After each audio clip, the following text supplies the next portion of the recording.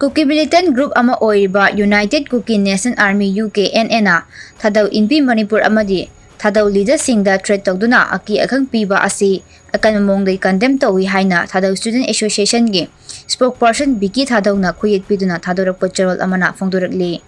Cherol sin makata na hai Thadau inpi Manipur amadi Maitai Alliance na lamdam asida leiminariba community pumba nungsijana na leiminanaba amadi santi hanjilaknaba lakholakliba khongthang asi taramna okpaga loyana Thadau Student Association nasu support tawgani hairi loyana Thadau single right amadi freedom of expression Phongdokchabada UKNN ayat apan pirakpagi mahuta constructive oiba dialogue tawduna thokliba irang asi yasananaba puraknaba hotnabiu hainasu Phongdorakli amadi hojik personal rule manung asida anti-peace amadi anti-social element kayasu lamdam asida santi thugainaba honarakliba miyoi sing asigi mathakta action lab khotpiu hainasu Thadau Student Association na Thadorakpa Cherol asina makhata na Phongdorakli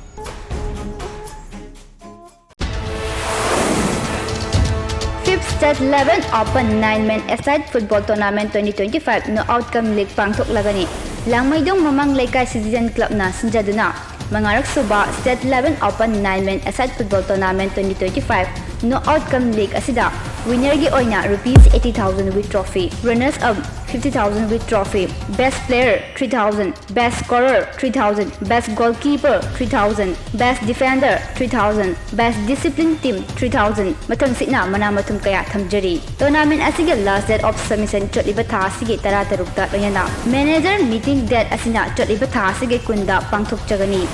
opening match date asina chotliba tha asige kulhumdoida hariba tournament asige admission fee na rupees 5,000 oigani akupa marol gi dama 8837222629 the contact to view